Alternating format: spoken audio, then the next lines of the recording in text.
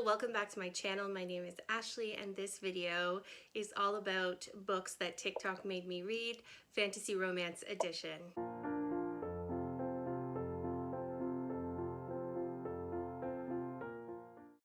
Before we get started with talking about the books that BookTok made me read, Fantasy Romance Edition, I just want to take a moment to ask you to subscribe to my channel. I would truly appreciate it. My goal is 1,000 subscribers by the end of the year. It would honestly mean so much to me if I could have you as a subscriber to my channel. I put out regular book content and occasionally art content. If you're interested, click that red subscribe button. It is February, and not just February, it is Fantasy Romance February, or FaRoFeb, which is a month-long read-along focusing on fantasy romance. If you want to take part, I will put the hashtag here for you to go check out. They are also on Instagram. You can follow them over there. And they have all sorts of prompts as well as interviews with authors, specials, and giveaways. So BookTok is where I get a lot of book recommendations from, and I get influenced. And I've read a lot of books that have been super popular on BookTok, and I'm going to talk about those now, specifically books that are fantasy romance. Let's start off with a DNF. Don't come for me. I know this is going to be controversial, but this is how I feel. So, The Cruel Prince. I saw The Cruel Prince all over the place on BookTok. I still see it all over the place, and I did not like it. I'm just going to put it out there. I did not like it. For those of you who do not know, The Cruel Prince follows Jude, who is a twin, and when her parents are killed, she is taken to live in the land of the Fae with her half-sister, who is part Fae, part human, and her twin sister. And this story is actually book one of a trilogy, and it's all about how she actually wants to prove that she belongs in this Fae world. There is a lot, I mean a lot of Fae bullying. The Fae, this is like the cruel, trickstery, old world version of the Fae, and they are mean. They bully Jude and her sister like crazy, and I couldn't get past the bullying, holding, Jude's head underwater, making her kiss someone's feet. I had to DNF it. It just didn't make me happy to read it, and I read for enjoyment. It didn't mesh with kind of the mood that I was in when I picked it up. I think I've even tried a second time. It's just not for me. Now, I have Googled spoiler alerts, I have read spoilers, so I think there is some good plot twists and turns in there if you can get past the bullying. I just didn't like it. A lot of people like the love story that happens between Jude and the Prince Cardan. I don't know. It didn't do anything for me. I didn't really get that far into where they actually did anything romantic, but it's just, this one was not for me. I want to compare it to the hyped up book on BookTok, Zodiac Academy. Zodiac Academy, book one of which is called The Awakening, is amazing. It also has Fae bullying in it, but unlike The Cruel Prince, the main characters, who are also twins by the way, Tori and Darcy, they're actually Fae. So it makes a lot more sense for them to be fighting for their place in this Fae world. Tori and Darcy have grown up in the foster care system in Earth, basically, present day, and they find out that they are actually Fae princesses.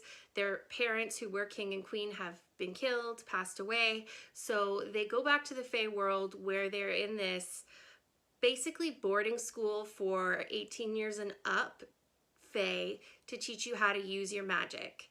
And if they can pass this boarding school, they get a sizable inheritance.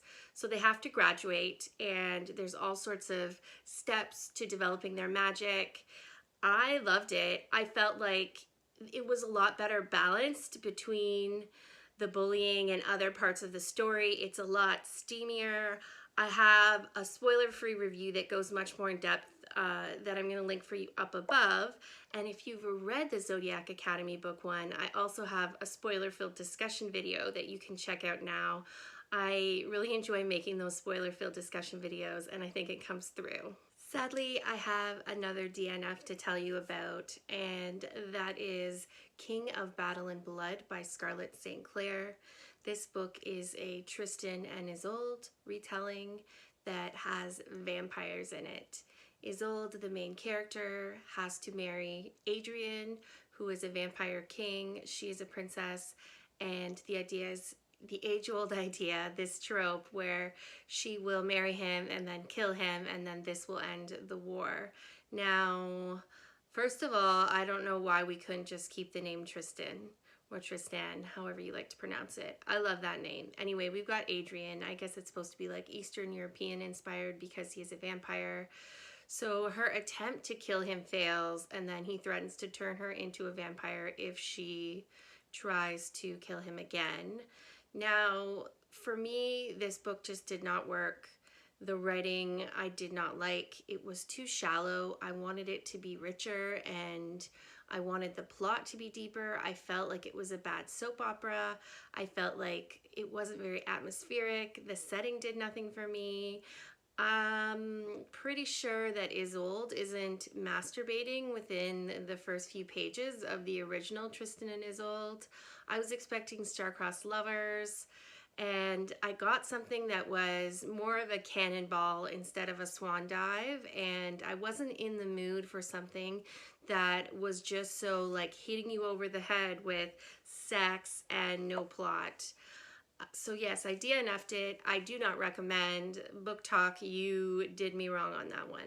The next book I want to tell you about was one that I absolutely loved. It was on my best books of 2021 list. If you haven't watched that video, I'm going to link it up above for you because I go through all my favorites from the year, and that is Dance with Thieves. Dance with Thieves is by Mary E. Peterson, and it takes place in the same world as the Remnant Chronicles. It follows a soldier who is sent to investigate, or who is sent to track down this warlord. He is possibly hiding in this city-state, which is being ruled by the Ballinger gang. And they are not technically supposed to be ruling because they're not the royal rulers of that kingdom, but they basically, it's kind of like the Wild West out there where they are, and so they're in charge. The main soldier has a confrontation with the head of the Ballinger gang, and they end up kidnapped together where they are actually physically chained together. I loved this book. It had a lot of great moments of banter between the two. I loved the romance. I enjoyed the side characters. The main character is kind of like this Valkyrie female warrior. It is a great plot that talks a lot about why the Ballingers are in power in this area and their story and their history. And I love the world of the Remnant Chronicles, so I really enjoyed having a book set in that world again. If you like enemies to lovers, fade to black, if you like a lot of witty banter and some tricky situations, then you would like this book.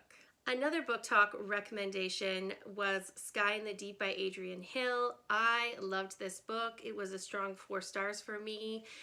It follows Evelyn, who is a Viking, and this Viking tribe that she's a part of is at war with this other Viking tribe. So her tribe is down by the water, and this other tribe is up on the mountain.